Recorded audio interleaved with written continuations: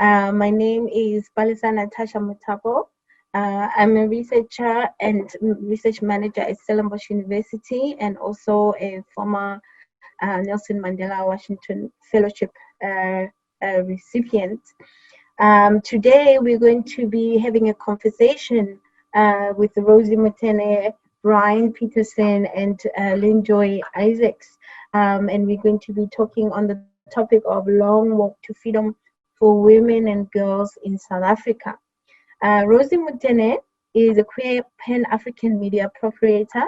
She's a queer feminist, author, activist, speaker, voiceover artist, and a Pan-African entertainment manager. She holds a Bachelor of Arts in Dramatic Arts from the University of the Witwatersrand and accredited international laughter coach. Very interesting. She's an award-winning actor, TV and radio presenter, TV and film producer with a career that spans over 25 years. I'm certainly very excited to have a conversation here today with Rosie. She identifies as queer and is pursuing a qualification in life coaching. And she aims to combine this with her own experiences and expertise to assist Pan-African women in reaching their full potential. Mr. Brian Peterson is from Grassy Park in Cape Town and has worked in the construction and civil engineering industry for many years. As an activist during the student uprising in the late 1960s, he eventually worked with the Human Rights Commission and National Prosecuting Authority. He spent over 45 years in the Cape Flats towards helping people in the area of drug counseling and rehabilitation, particularly focused on the youth and families affected by drug and substance abuse. Linjoy Isaacs is the Training and Program Development Manager at SAFI, which is the South African Faith and Family Institute. And we're going to have a long, interesting discussion about the long walk to freedom for women and girls in South Africa.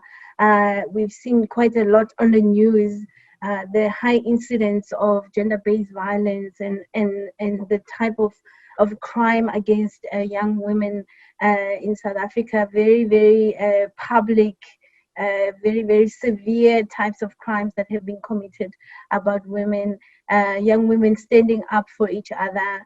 And we've seen quite a lack of action, if we can call it that, also in relation to this, despite the increasing voice that has been given to gender-based violence. There are other historical contexts around the gender-based violence. More research is happening at universities now because of the sensitization and awareness now that is being created around gender-based violence. And while we're having these conversations and talking about the legacy of Tata Mandela, and his views and what he thought of young women and their role in society, what he thought about family and the role of family in developing young people who are going to be the future, the leaders, the grown-up citizens, the decision makers in future communities, and also thinking about our own roles in our families. I'm really looking forward to hearing more in this conversation. As a single mother myself, I'm raising a boy, and every time people say like, "Oh, single parent homes," the perpetrators, the offenders are often from single parent homes, and you worry as a woman, what kind of influence you have on your children, what kind of influence you have on the young men in your family, your brothers. Do we stand up for them? What corrective actions do we take? And what kind of conversations are we having at home? So we are now in a very difficult phase of our lives as young women in South Africa, and I think globally it's starting to become a point of discussion, the type of challenges women are facing. Nelson Mandela, speaking at a dinner celebrating Women's Month in 2003, said, domestic violence, rape, abuse of women remain disgraceful blots on the reputation of a country that is called a miracle nation in other respects. 17 years later, that quote still holds true today. But what are your thoughts? Do you think there has been progression in the fight against gender-based violence since Madiba's presidential term in office? I mean, from what I've said, it's completely, it might have been something that's always been there, that's there's just no awareness around it. I don't know if Lenjoy might want to, tackle that a little bit, maybe. Yeah, so it's interesting that you started with talking about family and the role that family plays in the development of young people going into the future. I think that in South Africa, legislation-wise and policy-wise, I think that we have actually achieved quite a lot. And as a civil society, we are definitely having the conversation. Civil society is outraged and is a lot more public about having the discussions. And it's interesting because it's having a public discussion about something that's often quite hidden and private. But legislation-wise, structurally, I think that we have come quite far. And I think the struggle really is around the political will to pull these things through. The outcry of women in the country, and not just women. I think there were men as well with the total shutdown who supported that. Civil society and the community, they are saying something. But I think importantly, it's about the leadership to see these things through. And we have great policies. Even the white paper on families in South Africa, talks very much about these well-functioning families and makes room actually for diverse kinds of families. So we recognize that in our country and globally, there isn't your typical nuclear family. You have multi-nuclear families. You have a mother who is looking after a son. You have, grandparents, extended families. So our legislation makes room for diversity in families. And it's about how do we create environments that are nurturing within those families. So I think that we have come far. One thing that has always stood out for me was there's this cultural thing that goes on when we talk about abuse. I mean, I grew up in a township. Things were happening next door, and either people stand up or people say nothing, and it depended who was in that environment. Like in Alex, you have these yards, and in a yard there's like 5, 6 houses, and in those houses, it's full set families there. If something happens, depending on the other houses, if they are older people in there, they would take action. And where I grew up, we had much older people that were staying there already in their 70s, and nothing would happen there. No man would beat anyone there, because those men would go and say, "No, Baba, we don't do that here. This is not you. You talk when you have problems. There are other men that you can talk to when there are problems." But you could see in other yards where mostly young people, there was no control, and people would not do anything, because then you are in trouble as well. I want to ask Brian. The men have a very important role to play in the society, especially in the communication of such issues around gender-based violence. And it's the cultural thing is a big issue in terms of raising awareness and trying to police this, the incidents of this, and reporting of this, and who goes to report your surroundings. What is it that we need to be done? We understand that there has been quite a lot of improvements, but what needs to be done from your perspective? Thank you there. You and Lynn have really hit the nail on the head, when it comes to gender-based violence. Uh, we are now in a very precarious situation. We are currently experiencing on society level the negative meltdown of, of a nation which has sort of lost its moral compass and moral high ground.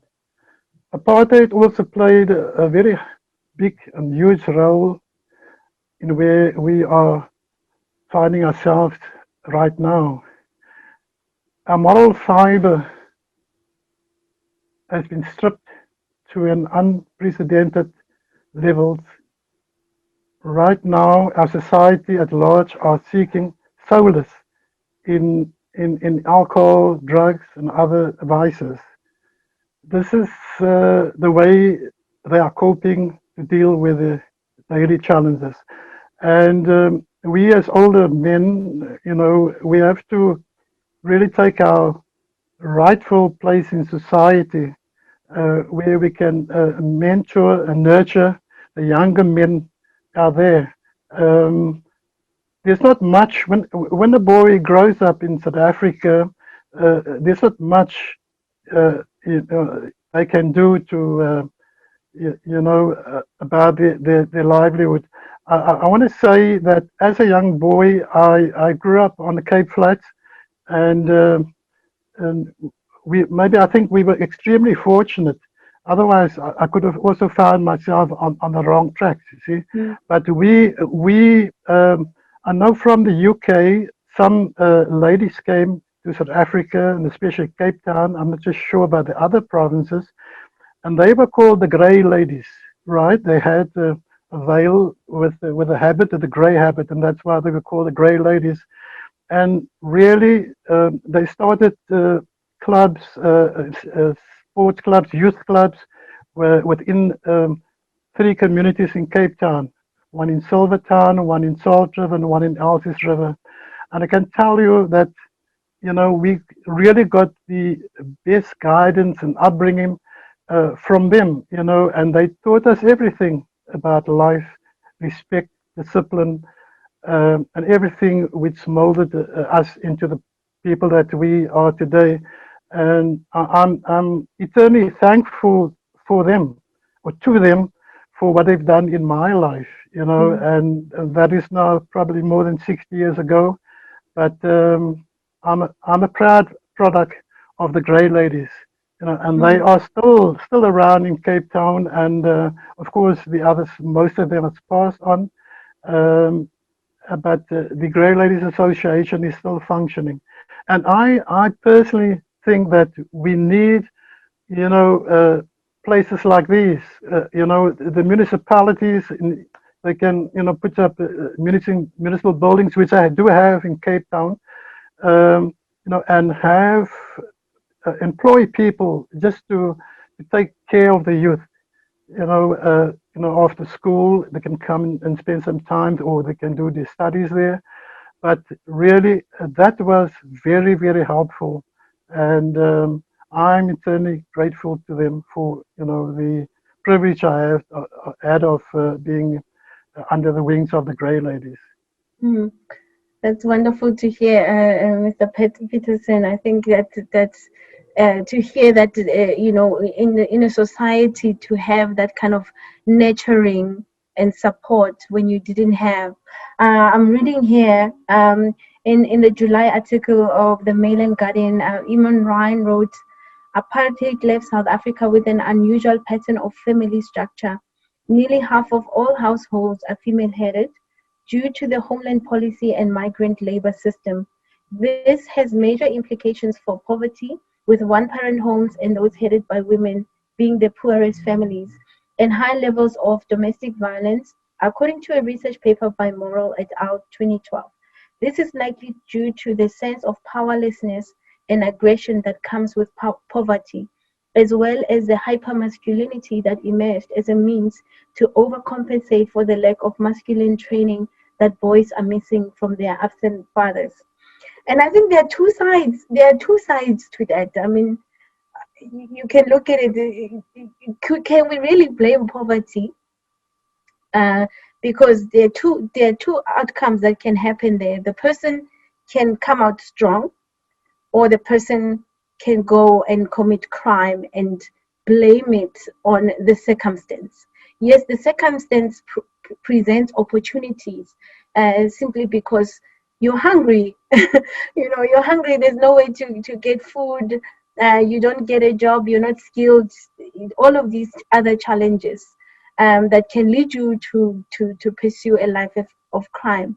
But that does not, there's no reward in going to cause so much damage in killing someone in a very senseless and ruthless way, because you're not going to get the food that you're lacking, or whatever resource it is that you're lacking. Often gender-based violence does not come because the person is going to get something out of this person. They are angry and taking out their anger on this individual. I grew up just sharing a little bit of my own life.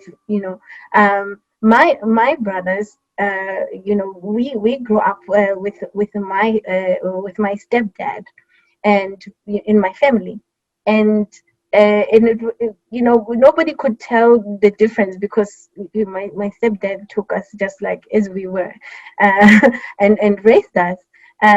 But my brother went and to commit a crime, and he just lived this life that he became an Alex boy. And then myself and my other brothers, which just I have a PhD now out of Alex, and did that have any influence? Because I have two brothers who are completely different. Yes, we lacked a lot of things, but I still have two brothers who live completely different lives. One went on to live this life of crime and became an Alex boy, and this one who went to be a very good boy, a church-going person. We come out of the same home, the same underprivilege, the same poverty. So, Rosie, what do you think? What is it that can cause someone? We can't blame poverty all the time. You can't blame the circumstance of Alexander all the time for the crimes that or the life of crime that people choose. Yeah. Thank you for that. So, that article, I remember reading it again, and as much as it reflects what society is and the society that we're living in, it's also incredibly problematic, because it then feeds to the narrative that we're making excuses for gender-based violence. Yes, there are high levels of domestic violence that happen in poverty-stricken homes. But if you look at the different levels of abuse, so you have your physical, which we know is the beating and so forth, the sexual, which we know, which manifests on so many different levels, but then you have the psychological, the emotional, and the financial. And if you look at high-end homes, for one, I don't know how you would put what is the opposite of poverty, but wealthy homes, is that yes, you will find gender-based violence there, and you will find domestic abuse and incest and all of that. But also there's another level of emotional and psychological abuse. And remember, a person who's going to be abusing somebody is all but because of power. So if you're in a poverty-stricken place, if you don't have the financial control over somebody else, then you will find another way to manipulate them, and by force. But that is still on the same level as somebody who's earning 50,000 Rand a month, but that won't let their partner work or take part of their salary and so forth. So, like you said, it's like, the two sides to the story, and that type of statement is also incredibly problematic, because it's also the narrative that we've been fed for so long. And while we start to unpack the different effects of gender-based violence, we also, all of us, need to start unlearning certain things that we've been told from the beginning. And if you don't mind, also just looking at the concept of gender-based violence. I mean, when I got into the activism space, we called it women empowerment or violence against women and children. And I'm glad that we use the term gender, because You know, earlier on, Lynn Joy spoke about you know, how policies and how and in terms of where we are as a country, we really have progressed and taken major strides, especially in comparison to the rest of Africa. But also we need to also look and acknowledge the fact that a lot of these strides are great on paper, but nothing's really been implemented on the ground. And if you look at the LGBTQI community and the level of violence that people face within that community, you know, we still got to look at the same-sex violence that happens in that relationship. But minimal things of a trans woman not being able to go into a hospital and getting access to adequate health, that in itself is a violence. A black lesbian not being able to go report a crime because of the way they look, and this has happened with survivors that I've worked with, where police are saying, well, you don't look pretty enough to be raped, so we're not going to open up a case. That in itself is a violence in itself. So we need to start unpacking all of these and also unlearn a lot of the things that we've been taught, and it's not our fault. You know, I mean, I came from a very, very privileged home, and my foster father always told me, you know, the minute a man raises his hand to you, you walk away. And that was great advice, and I'm glad I got that. But when I was in a relationship, an abusive relationship, looking back, there were so many other levels of violence that happened before he finally hit me. So there was the emotional, there was the psychological, the financial. I was 19-year-old girl handing all of my money to my boyfriend because he told me that that's what a relationship is about. So it's about unpacking the different levels of violence, unlearning what we need to learn, and then stop making excuses because of poverty or, you know, circumstances. Yes, those add to that, but that isn't the core problem. Yeah, absolutely.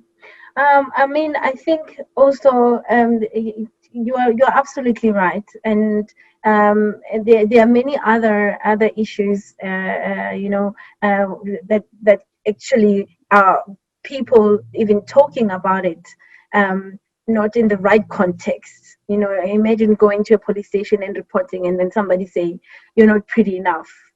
Who says that you have to be a certain way to experience something like this? One thing that really stands out for me is, you know, when we look at the media and the way that everyone we all cry on Twitter and Facebook. We are crying. We are writing the posts. We are saying something. We are sharing them, sharing the videos, speaking, sharing the pictures, wearing black, but nothing happens. And it just seems like such a social media thing to do. And today is this one, tomorrow is that one.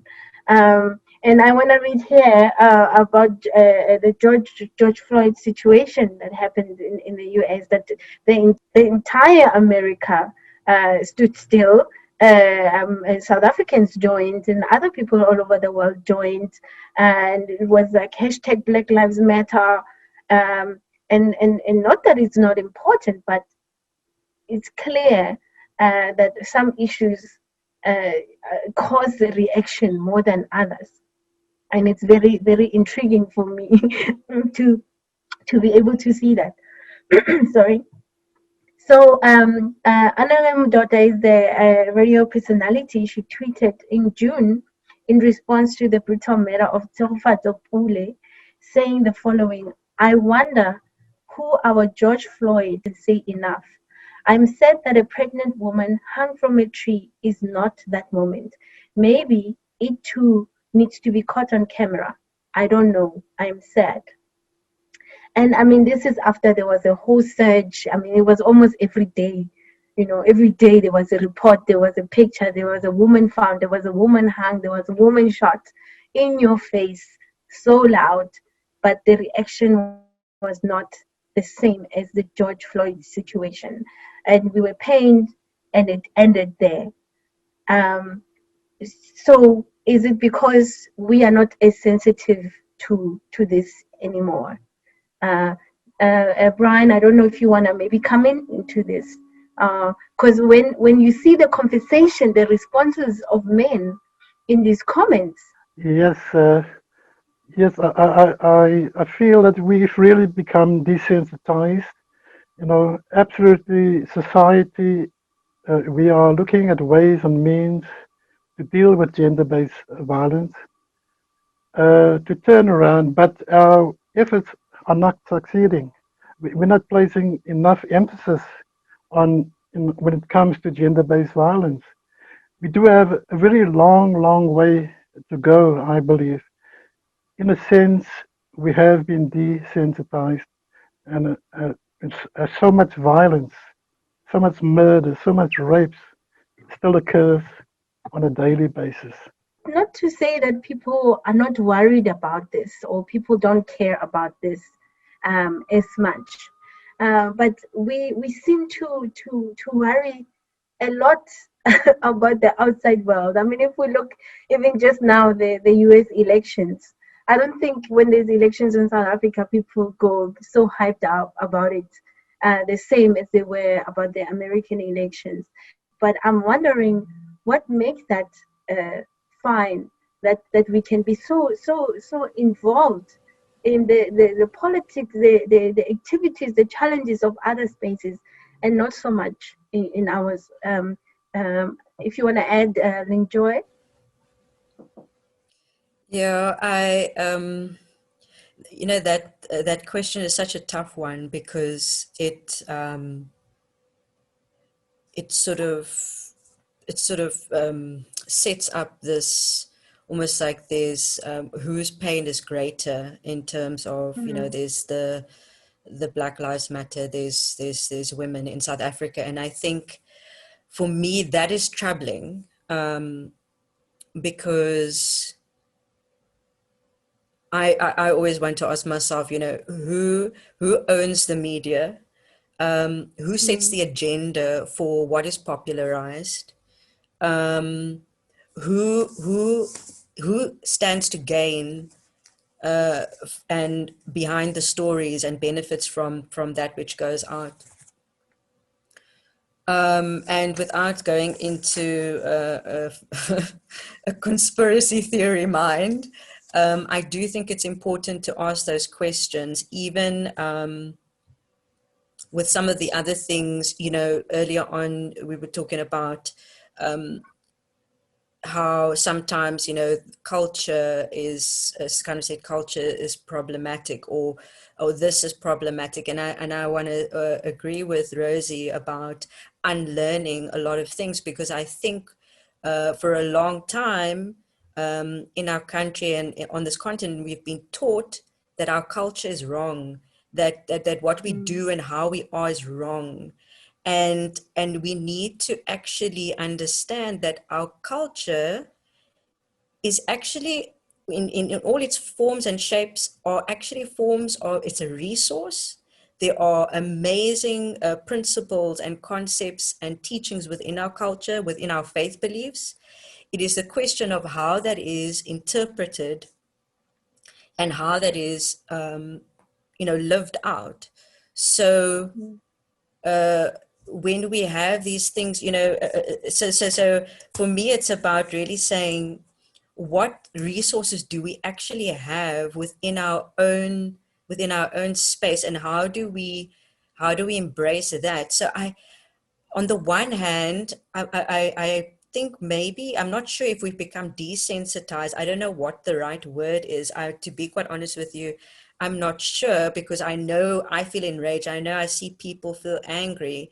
And so I'm not sure what's happening. And I don't know if it's that thing that Rosie said about, it's there in paper or it's there on the post. But then when it comes to the implementation part, the action part, maybe that is where we are. I don't know if that's where we are stuck. And I don't know if that's also, in a sense, a process of unlearning to figure out what is our activism look like now? Does it have to look like the way we were taught activism should look? Or are we going to do activism in a way that is Afrocentric, that is kind of, how do we tap into this and how are we going to address that? And I think that's gonna take time. I even think, for example, is it Kamala Harris? Yeah. last night. I just caught a glimpse of it where she said, and I was a little bit disappointed because she said, you know, it's great she's there, she's the, you know, standing in that position now, and she says, I want and I understand the heart with which it's said, I want to let little girls see me and be inspired. And I was disappointed because what I wanted her to say was, I want to see little girls and little boys see me in this position and be inspired. Because there again, it just creates a division that, you know, there's something about how we are talking about these things that, I don't know, that kind of keeps pulling us apart. And how do we use our cultural resources to help us be sensitized and help us to be sensitized to have activism in a way that makes sense for us. Yeah.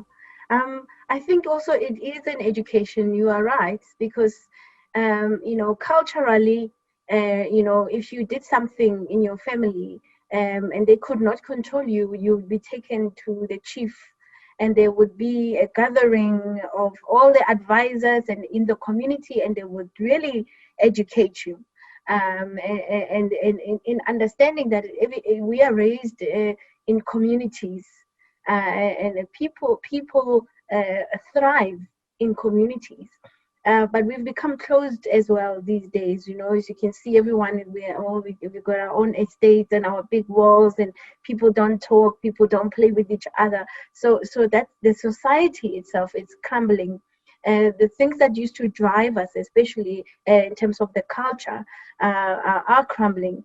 And maybe that also has some influence on it. Um, can you tell us a little bit about the Men Affirming Dignity project, Ellen?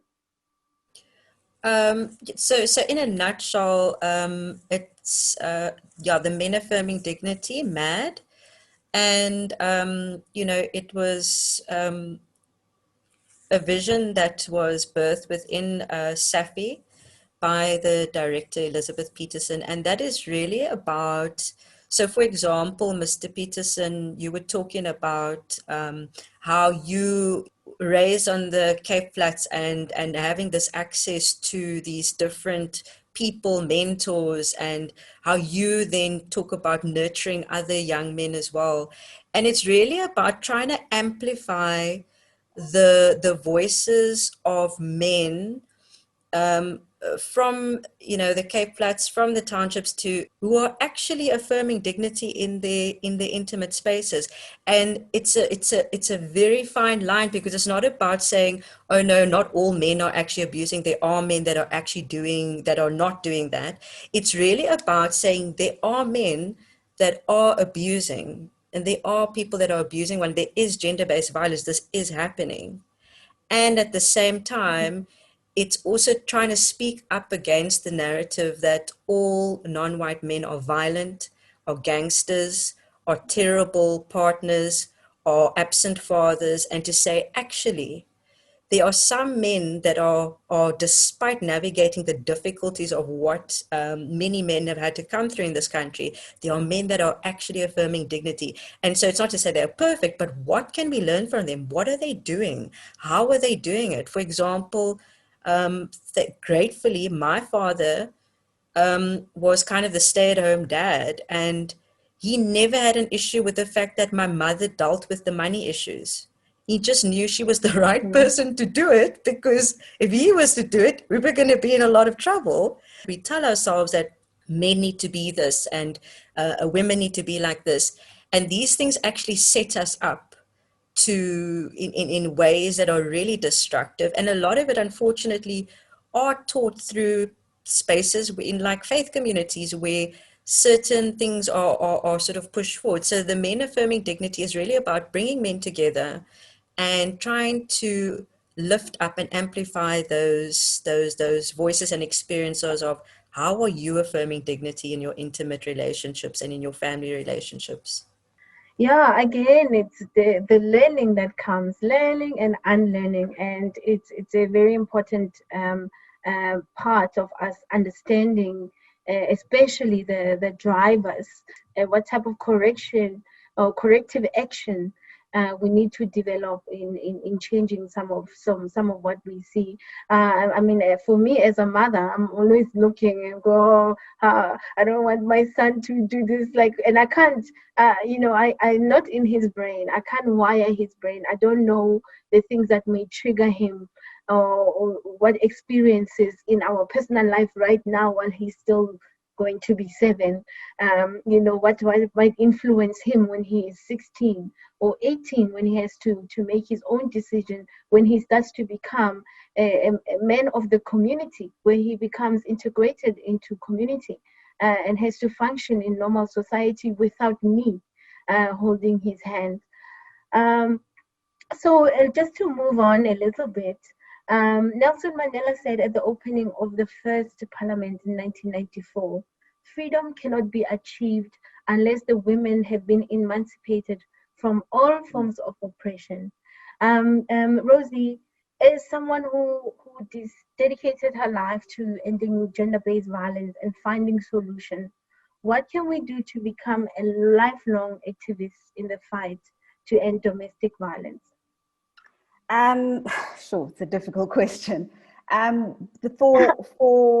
From experience and from what is happening and what I've observed with working in different communities and different NGOs, is that we need to be honest about what is happening in our own existence.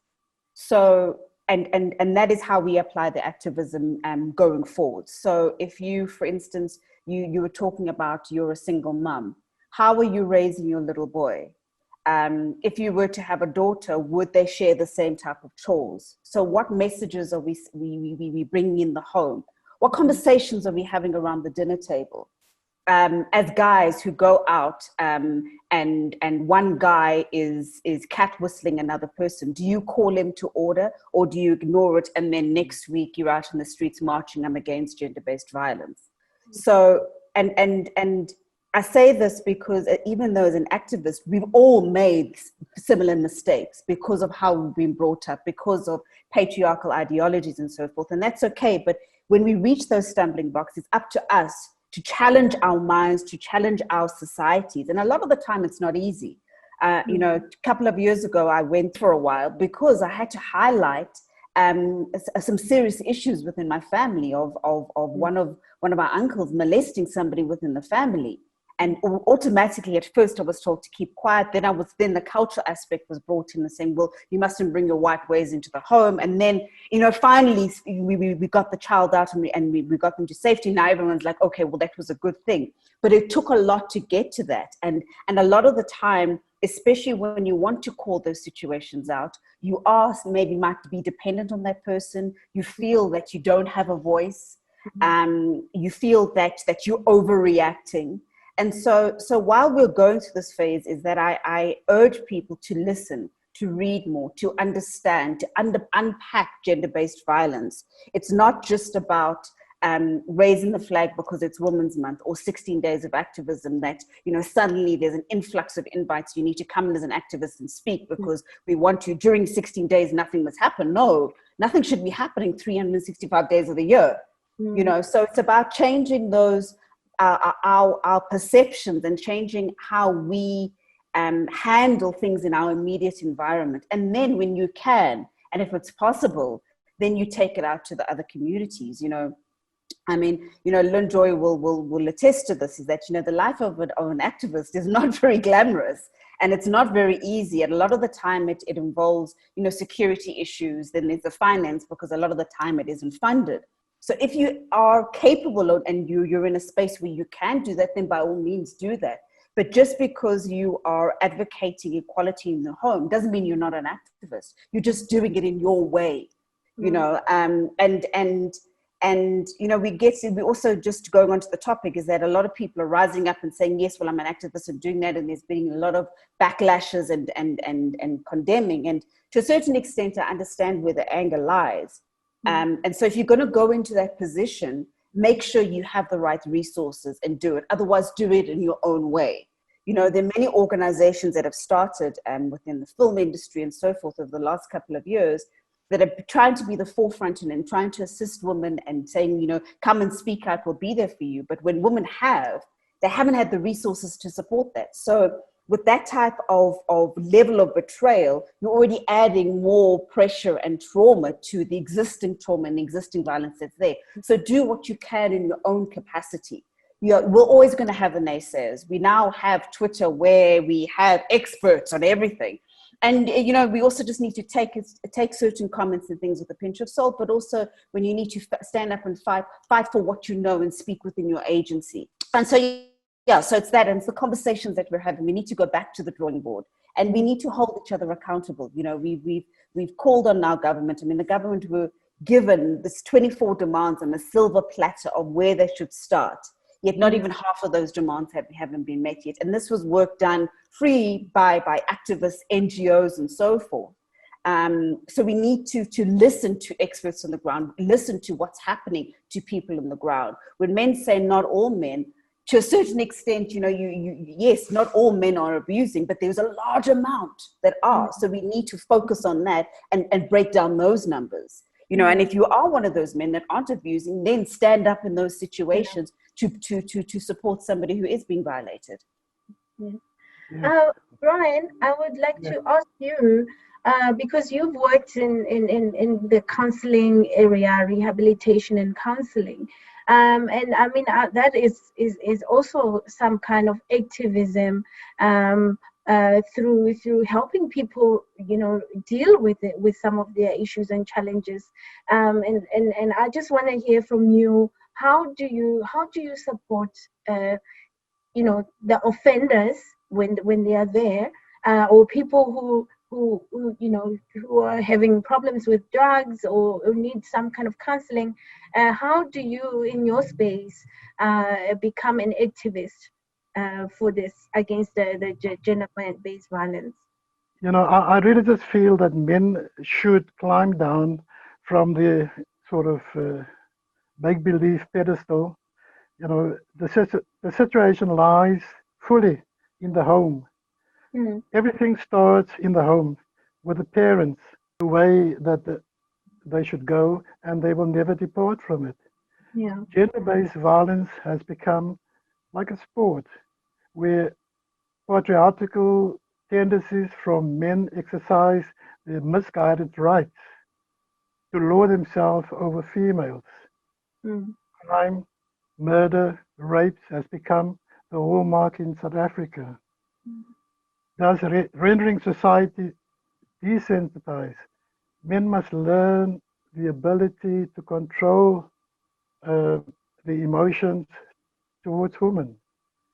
Their inability to do so, what has been done to our society by apartheid. We as men must take up the challenge to rectify those wrongs by respecting, loving, and caring for our women. The 16 days of activism against women and children abuse should be converted to 365 days. As a nation, we have to go back to basics. We must nurture our boys into young men in a manner of teaching them the ethos of respect, dignity, compassion, self-esteem, and godly values and principles, especially towards women. So yes, I just want to say that, I mean, Rose and Lynn just highlighted all the major points, and that is my reply. Yeah. Thank you very much, and we really are happy to know that there are such environments that are being available. It was really insightful to hear about the Grey Ladies, and that they're still even here today, and the kind of support that they've provided for you. You know, for me, I mean, where I grew up, you know, there were all these community centers that really, I think they were a lifeline that we needed for many of us who managed to make something of ourselves, young men and young women growing up in Alexandra, who managed to make something of themselves. Every one of us has had some experience, you know, either used the library, the San Copano Center, or like me, I used to do ballroom dancing at the Chuzong Center, or arts and crafts and drama and all these activities that really made you forget about your challenges. It made you experience life differently, it made you learn discipline and community and support, teamwork, all of those things that shape you as a member of the society, that you feel like you belong and you feel like you have something to offer in society. And sometimes the lack of these things really can make people feel isolated, and that they don't matter. They can do all these extreme, aggressive, very dangerous behaviors because they don't matter in society. It means nothing because they also feel like they are nothing. They are of no value to society. So I think, Brian, you really also hit it on the nail that yes, we need to show more care and love and support. Men also need to learn that we can't always say apartheid this, colonialism this. It's time that we take the steps and make efforts to change those things that we are not happy with about our society, about our own family. Rosie, I can't imagine, having to tell people in your family, hey, this is happening and it must stop, and they will ostracize you, and you will become the one that is not wanted when you are the one who's trying to bring help and to bring change. So in Madiba's address at the 4664 concert in 2005, he said, "For every woman and girl violently attacked, we reduce our humanity. For every moment we remain silent, we conspire against our women." I think that that should be gender, because we have to recognize that it's not boys and girls, and gender is not binary. And society needs to stop thinking in these two categories. That is good that it's called gender-based violence, because it is such a big thing to look at, because we have to respect the rights of every human, and how they feel and who they are, who they identify with. And crime is crime is crime. It doesn't select whether you're a girl or you're a boy or you're a trans or a queer or how you perceive yourself. It's crime, it's crime, it's crime. And it means that we are ill in our society, and we need to find ways to learn and to heal. And we respect the work that Mr. Peterson does, and Lynn Joy does, and Rosie does in your respective community, and we really appreciate the input that you are having on and the impact that you're having on society. It might seem small, but we know that one day the voices will get louder and people will take action. The idea is to keep talking, keep doing, no matter how small. So thank you very much. I will give you a few seconds for your closing remarks so we can say thank you and goodbye. I just wanted to add a point, can I? Mm-hmm. Yes. Yeah, as mentioned previously, I still say everything starts in the home. We must really refrain from lauding the boy child, especially at birth. More fuss is made with the arrival of a boy. At this point, or this moment, the woman gives their power away, and the boy child grows up with that power and control over women. We should do some self-introspection on how to raise their families, and that is now I'm referring to women. It is our responsibility to raise them with sound moral, ethical values. It is our responsibility as male and female to rise up and raise our families with scriptural values as their foundation. Rise them in the fear and admonition of God, and they will never depart from that. Thank you so much. That's really wonderful to hear. Thank you so much. Linjoy? So just to say thank you to the Iziko team for inviting Safi on. It was really lovely to discuss this and to hear the thoughts of Rosie and of Mr. Peterson. Very insightful. And, you know, I think for me, what I hear from everyone is basically going back to the drawing board, going back to basics.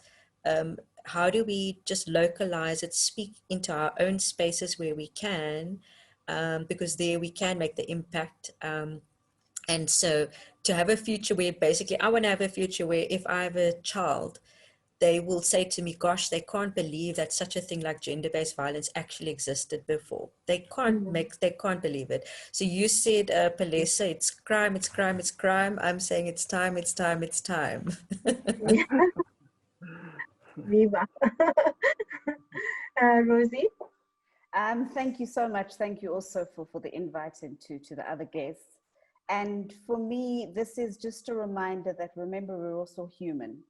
And as much as the work that we do in this space is important, we also need to acknowledge that we still have blood running through our veins, that trauma is still going to affect us the way it will affect anybody else. And so we need to be gentle on ourselves. And this is a lesson I've had to teach myself. And by listening to your body, listening to your pain, and then a message to victims and survivors. And I use those 2 points because some of us aren't at the stage in our lives where we feel that we are survivors yet, and it's okay to be a victim. But also know that your pain is valid. Yeah. And for those who want to show solidarity, we need to show the solidarity in ways that we possibly can. So whether it is speaking up for that person when they're not in the room, or speaking for them at a judicial case, or calling somebody else, or just letting that person know that they believe them is very, very important. And once again, being gentle on you. Thank you. Thank you so much. Thank you for your time, and thank you for being so open and sharing your experiences and your thoughts. And I'm really, really appreciate it. I just wanted to say something in conclusion. Just going back to the gender-based violence, I believe this monster of gender-based violence must be tackled head-on. Otherwise, our women will never be liberated from this pandemic, which has stalked our society for generations. And many women have many stories to tell, but they have underestimated their ability to break free from the scourge which has overshadowed our society from time immemorial. Many of them has become the norm. They've sort of gotten so used to being abused. And that is caused for many reasons. They have endured and accepted this form of abuse. The sooner women in particular are conscientized regarding their inherent ability to break free from the bondage of the above, the sooner they will be strengthened, their self-worth, their ability to reach out to the pinnacle of their restricted abuse, which constrains their thinking and abilities. I believe no person has a right to violently inflict any person with any form of abuse, whether it is being emotionally, sexually, financially, physically, violently, caring or neglect or otherwise. Men are sort of under the false illusion that they have the right to disrespect women and children and people in general by virtue of their masculinity, status, and standing in society.